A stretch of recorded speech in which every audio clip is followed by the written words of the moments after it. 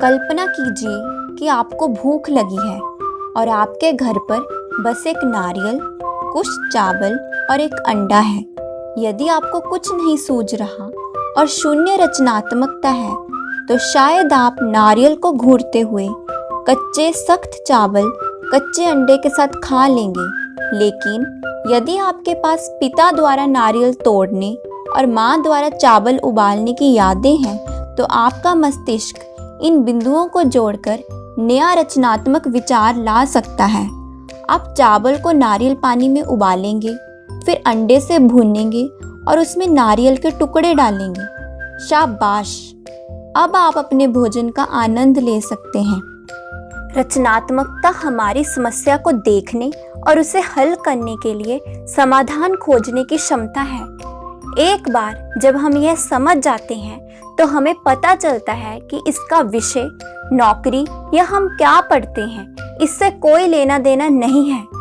जहाँ एक ओर रचनात्मक आविष्कारक और कलाकार हैं, वहीं दूसरी ओर रचनात्मकता से भरे सफाई कर्मी और शिक्षक भी हैं।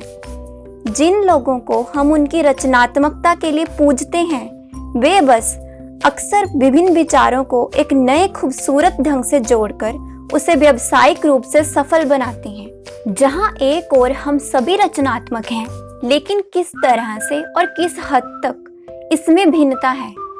माइकल कीर्टन अडैप्शन इनोवेशन थ्योरी अर्थात अनुकूलन नवाचार सिद्धांत लाए थे। उनका मानना है कि समस्याओं का समाधान करते वक्त हम या तो अधिक अनुकूली यानी अडैप्टिव या अधिक नवीन यानी इनोवेटिव होते हैं। जो लोग अधिक अनुकूली रचनात्मक होते हैं वे चीज़ों को बेहतर ढंग से करने की कोशिश करते हैं। जो लोग अधिक नवीन रचनात्मक होते हैं वे चीज़ों को अलग ढंग से करने की कोशिश करते हैं। एक विशिष्ट समस्या को हल करने के लिए, जैसे बिल्ली की बदबूदार पॉटी से छुटकारा पाना, दोनों तरह के लोग अलग दृष्टिकोण का उपयोग करेंगे।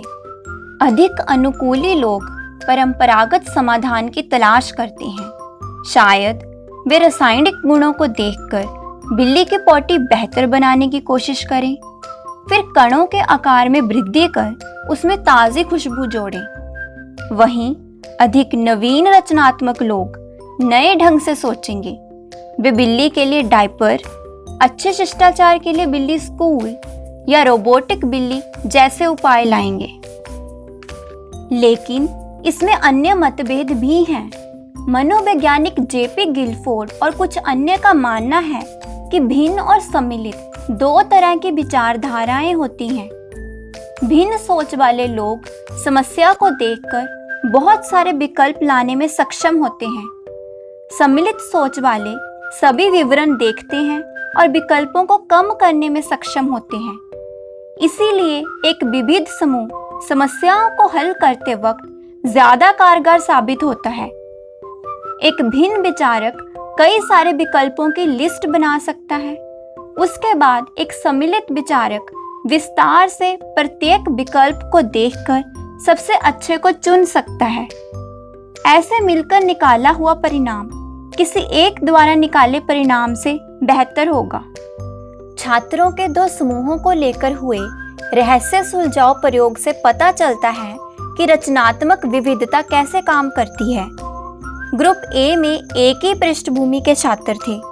ग्रुप बी में भी ऐसा था, लेकिन एक अजनबी भी शामिल था। ग्रुप ए के छात्रों ने इस प्रक्रिया का मजा लिया और महसूस किया कि उन्होंने साथ में अच्छा काम किया है।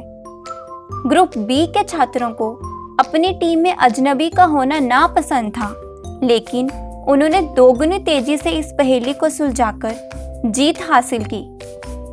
शोधकर्ताओं ने निष्कर्ष निकाला कि अजनबी के होने से एक नया दृष्टिकोण जुड़ा, जिससे समूह को अधिक विचार करना पड़ा और जल्द निर्णय या सामूहिक सोच से बचने में मदद मिली। इसका परिणाम एक बेहतर समस्या सुलझाने की प्रक्रिया थी। यदि हम अपनी रचनात्मकता बढ़ाना चाहते हैं तो सबसे पहले नए अनुभव करके ज्ञान और यादों का संग्रह बनाना होगा। तभी हम अपने मस्तिष्क में उन बिंदुओं को बढ़ा सकते हैं जिन्हें हम जोड़ सकते हैं।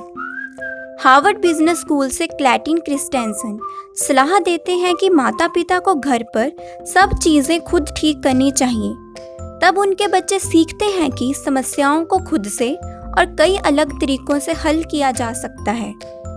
पेन स्टेट यूनिवर्सिटी में रचनात्मकता के प्रोफेसर जैक मैटसन ने असफलता के लिए परिधान की सिफारिश की।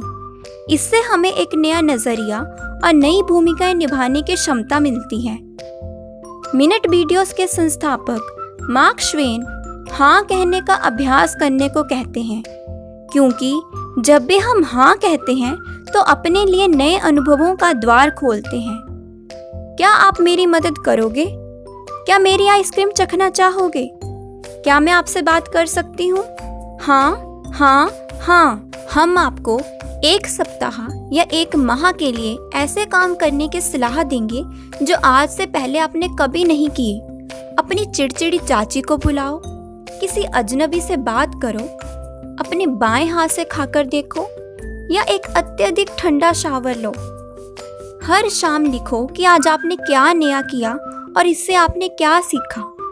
अपनी पहली नई चीज़ के साथ अभी शुरू कीजिए और फिर नीचे कमेंट्स में अपने अनुभव साझा कीजिए।